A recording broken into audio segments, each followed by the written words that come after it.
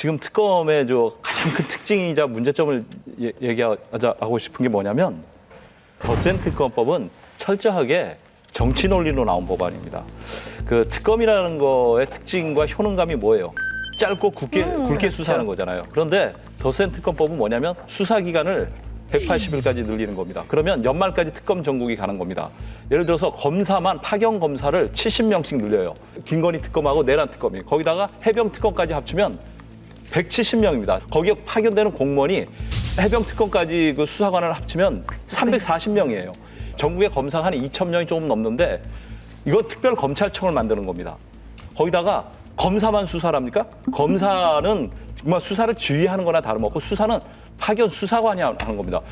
이런 어마어마한 특검이 어디 있습니까? 이거는 특별 검찰청을 설립하는 것이지 국회에서 정치 논리로 더센 특검법을 만들어서 이건 1년 내내 수사하겠다는 거죠. 특검으로. 이런 검찰이 존재할 의미가 없어요. 그러다 보면 미제 사건들이 엄청나게 생기는데 검찰청에서 빠져나온 검사들이 다 특검에 가 있으니까 민생 금융범죄 수사하는 것이 서울 남부지검이잖아요. 네. 거기 같은 경우는 미제 사건율이 48%까지 이른다는 조사 결과를 봤거든요.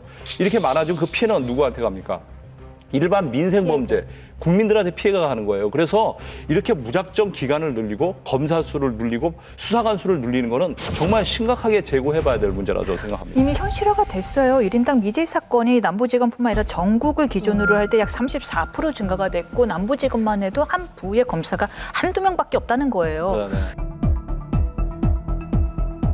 이런 부작용에 대해서는 민주당은 어떤 입장을 갖고 있어요?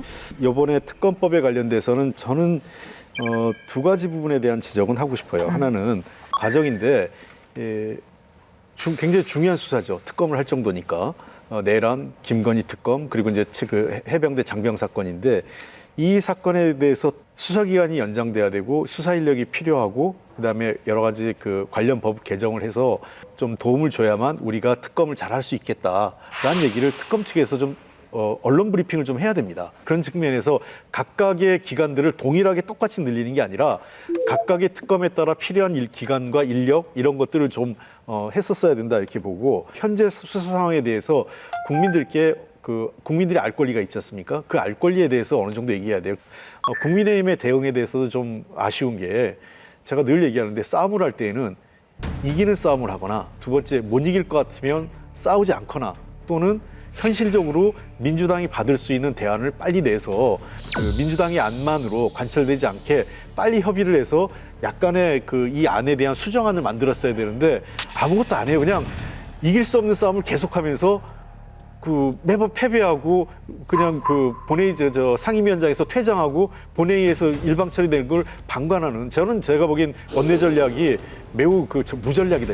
의원님께서 말씀하신 대로 국민의힘이 잘 못 싸운다 이런 비판 받아야 되겠죠. 그러나 저는 법사위는 아니지만 법사위가 진행되는 것들을 보게 되면 늘 파행이에요. 그 파행의 원인은 예를 들면 민주당이 이러이러한 법안들을 통과시키기가 특검에 대해서 이런 거 하겠다.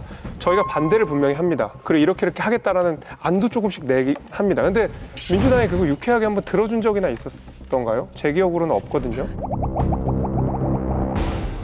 국힘의 입장이 아니라 국민의 입장에서 좀 생각하면 아까 말씀하셨었습니까? 검찰 개혁이 왜 필요한가? 사건을 안 끝내잖아요. 늘리고. 근데 특검도 보게 되면 계속 늘리거든요. 그다음에 별건을 수사를 하잖아요. 근데 여기도 딱 보게 되면 확장을 시키거든요, 지금. 그다음에 아예 법으로 담겨 있죠. 인지된 사건은 수사할 수가 있다라고. 그러니까 검찰 개혁에 필요로 한 그 폐악들을 아예 법제화가지고 낸단 말이죠.